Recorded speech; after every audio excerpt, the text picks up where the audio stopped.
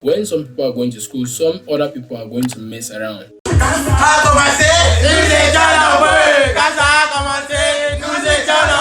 Here we're going to be analyzing the dynamic of relationship choices in the adolescence.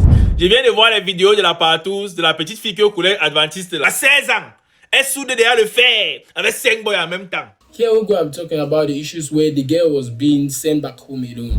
No matter the fact that all the 5 men was being implicated in the issue, she was being sent back alone. Even the guy who she was being found messing around with, although her mom sent her to school, you discover that at the end of the issue, at the end of the event, she was being sent back alone. Meanwhile, the other guys stay in school. Questions. She was being engaged in a sexual ability with 5 men.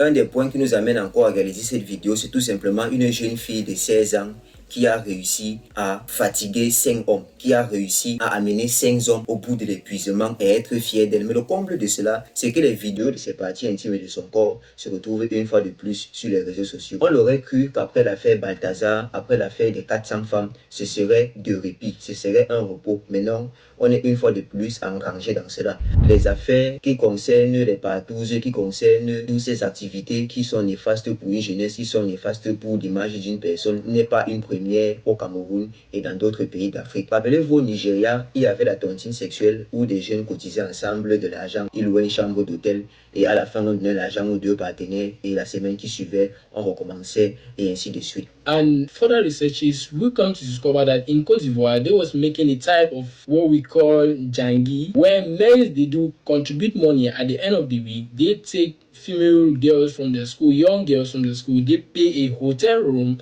and have sexual intercourse with them and pay the girls. And these are all the things which leads to poverty, laziness, and atrocity. Because young girls and female, they don't want to work. They just want easy ways of gaining money. Look for the cases, you go and have sexual intercourse with 5 good men for money. Reasons why at the end of this, they don't focus on the disadvantages at the long run. When they will be mother having children, the guys which will be having sexual intercourse with them, they will be no more there.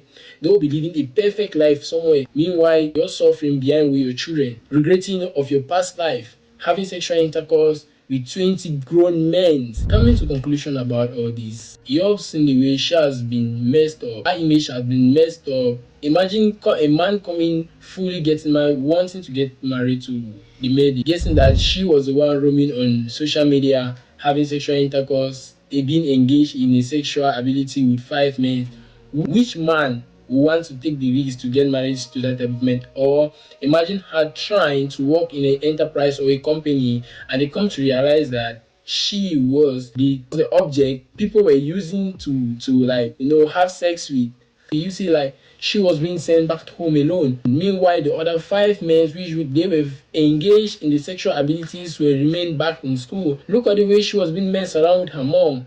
Her mom was trying to hold her hand. Meanwhile, for her, it means nothing to her. She says she's a star, she's a star, she's a star.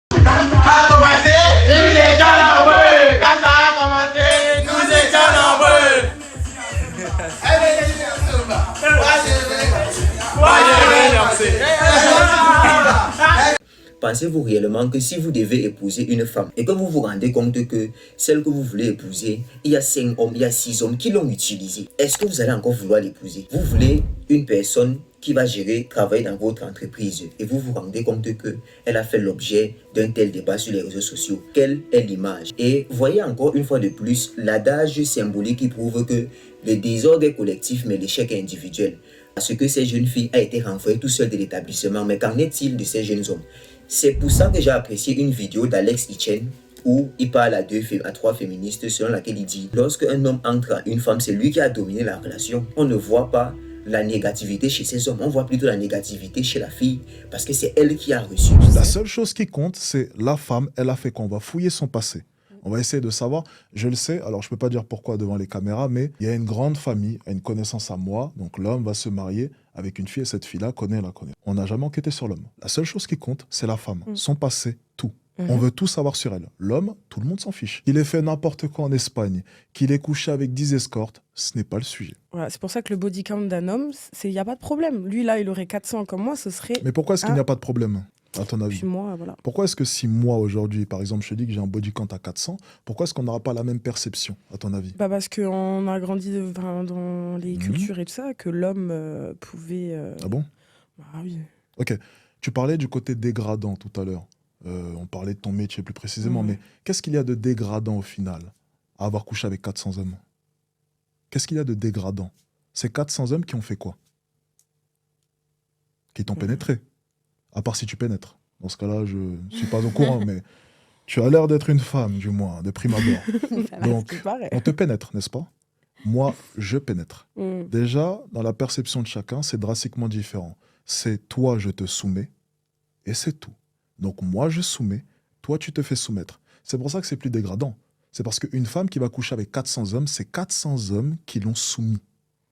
Et je ne vais même pas parler de ce qu'ils ont pu te faire. Je préfère même pas imaginer.